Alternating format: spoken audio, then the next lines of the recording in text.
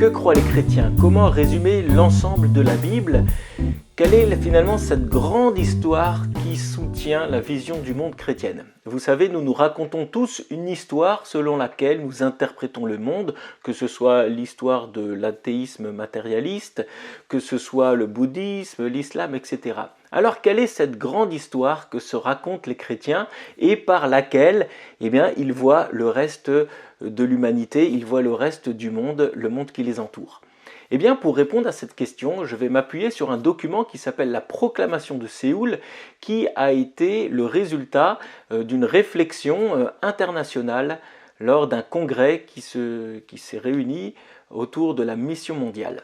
Alors voilà ce que dit ce document. Au commencement, Dieu a créé l'univers dans une merveilleuse interdépendance entre réalité spirituelle et réalité matérielle, remplie de sens et de mystère. Tout ce que Dieu a fait est ordonné, beau et bon. Dieu a béni tout ce qu'il a fait afin que chaque partie existe pour l'épanouissement de l'ensemble.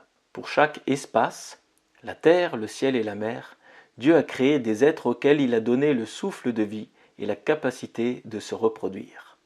Comme point culminant de la création, Dieu a créé les êtres humains, hommes et femmes, à son image, leur donnant la capacité d'établir des relations avec lui-même et les uns avec les autres, et leur confiant la responsabilité de prendre soin de son monde.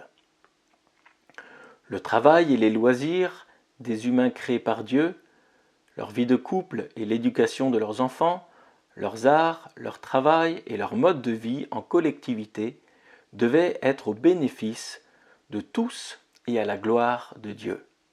La bénédiction reçue devait devenir une bénédiction partagée entre les peuples, et cette bénédiction devait revenir vers lui dans l'adoration. Lorsque Dieu a béni les êtres humains, il les a avertis que le flot continu de la vie s'interromprait s'ils cherchaient à s'affranchir de lui. Ce choix conduirait la mort, puisque Dieu seul est la vie. Adam et sa femme Ève se sont joints à la rébellion menée par Satan, et c'est ainsi que le péché et la mort sont entrés dans le monde. Chargés de remplir la terre de peuples culturellement diversifiés et unis dans l'adoration de Dieu, l'humanité l'a remplie de violence, brisant l'unité pour laquelle elle avait été créée. Exilés de la sainte présence de Dieu et coupés de la vie, les humains se sont retrouvés esclaves de leur propre volonté et asservis à une existence dépourvue de sens. Cependant, Dieu, qui est riche en miséricorde et en amour, n'allait pas abandonner ces créatures humaines pécheresses à l'esclavage qu'elles avaient elles-mêmes choisi. Mais Dieu étant juste, il ne pouvait pas non plus laisser leur rébellion impunie. Il a donc mis en œuvre son plan pour libérer l'humanité de sa détresse. Un sauveur allait venir pour restaurer et en faire un peuple saint composé de tous les peuples unis dans l'adoration. Pour bénir toutes les nations de la terre, Dieu a conclu une alliance avec Abraham, promettant d'offrir à nouveau la bénédiction de sa présence vivante à un peuple au sein duquel il réunirait à nouveau tous les peuples dans une relation de bénédiction mutuelle. Ce peuple deviendrait la maison de Dieu, la nouvelle humanité pour la nouvelle création de Dieu.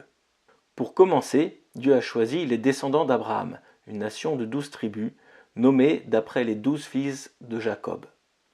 Formés pour être un peuple saint, ils ont été réduits en esclavage et opprimés par le pharaon d'Égypte. Cependant, Dieu n'a pas oublié son alliance. Il a sorti son peuple de l'esclavage pour faire connaître ses perfections à tous les peuples.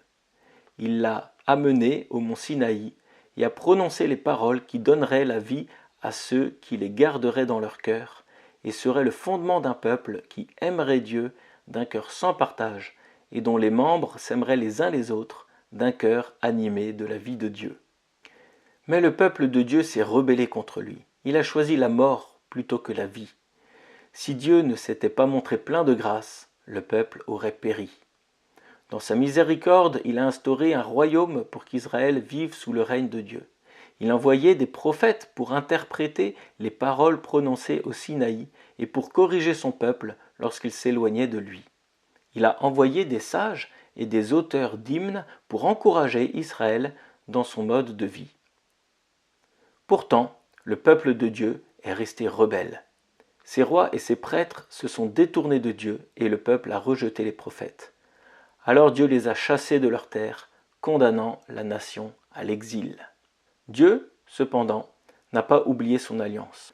Alors même que les prophètes annonçaient la mort de la nation, ils prophétisaient que Dieu la relèverait pour lui donner une nouvelle vie, comme il l'a fait quand Israël est revenu de son exil. Mais cette mort et ce relèvement de la nation n'étaient que l'avant-goût d'un renversement spectaculaire à venir dans les relations de Dieu avec l'ensemble de l'humanité rebelle, la restauration du légitime règne de Dieu. Un jour, l'heure est arrivée. Dieu a envoyé le prophète Jean pour préparer l'arrivée imminente du roi choisi et appeler le peuple à se détourner de son péché afin de vivre sous le règne de Dieu. Jean a baptisé ceux qui se détournaient de leur péché, mais il a aussi parlé d'un baptême à venir. Celui qui vient derrière moi vous baptisera dans l'Esprit Saint et le feu. C'est ce baptême de l'Esprit par le Seigneur Jésus-Christ qui devait former le peuple promis. Comme Jean l'avait dit, celui qui vient est venu, mais de la manière la plus inattendue.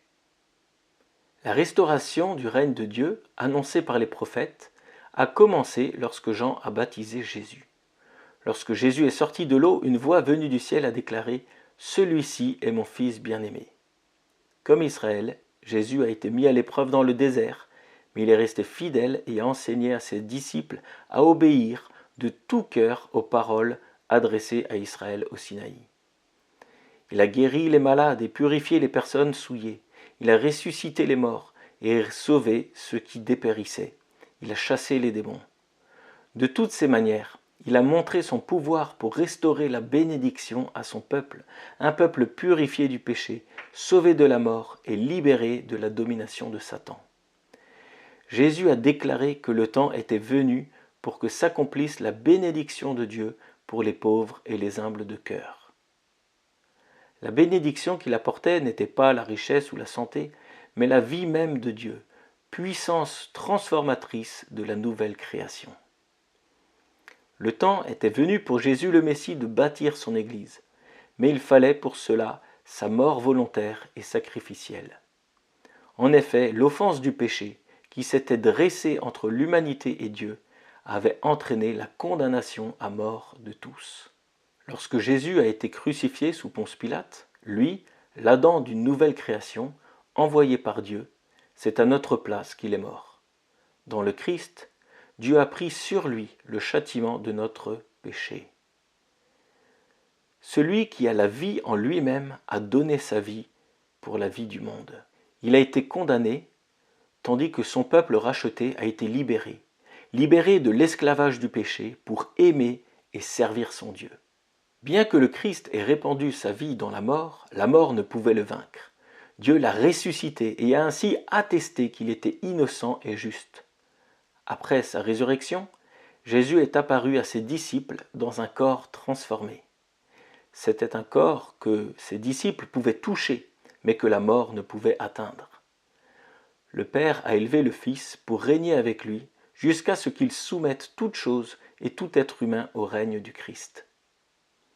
L'Esprit Saint a ensuite été envoyé à tous ceux qui, par la repentance et la foi, ont participé au renouvellement et à la réconciliation de tous les peuples au sein de l'unique peuple de Dieu.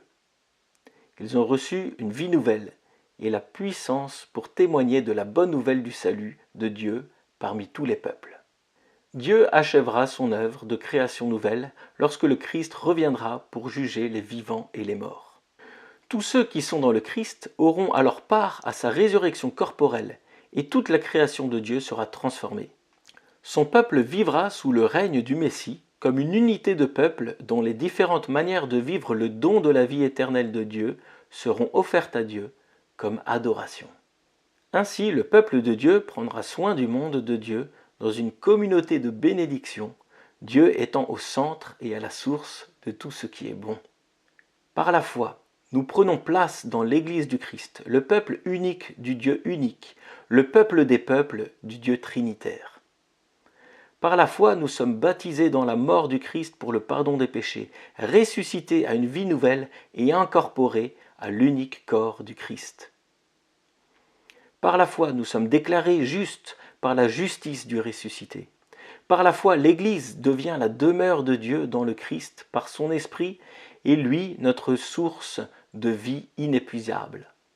Par la foi, nous vivons sous le règne de Dieu. Par la foi, nous gérons et prenons soin de la création de Dieu et les uns des autres. Nous travaillons pour sa justice dans nos sociétés et nous cherchons à vivre une vie paisible de service fidèle. Par la foi, nous vivons comme ceux que la mort ne peut détruire parce que nous sommes dans le Christ et que nous vivons de la vie de Dieu. Lorsque nous nous réunissons dans les églises locales, nous vivons l'Évangile. Nous le redisons et nous nous en souvenons, car cette histoire est au fondement de toute chose. Par notre culte, nous célébrons les œuvres de son auteur plein de grâce. Nous clarifions et sublimons ces moments clés dans notre doctrine, nous enseignant au peuple de Dieu à conformer sa vie à son modèle et à ses commandements. Nous exprimons ces effets dans notre pratique de l'amour, de la justice, du pardon et de la réconciliation. Nous prions pour son accomplissement. Nous reflétons ces valeurs dans notre vie individuelle et collective. Par notre présence, notre pratique et notre proclamation, nous racontons l'histoire de l'Évangile jusqu'aux extrémités de la terre. Pendant ce temps, avec toute la création, nous gémissons pour l'avènement de la nouvelle création et nous crions « Viens, Seigneur Jésus, viens !»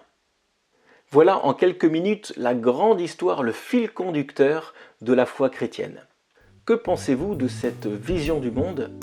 Si vous voulez en savoir plus sur la foi chrétienne, abonnez-vous et n'hésitez pas aussi à m'envoyer un message privé.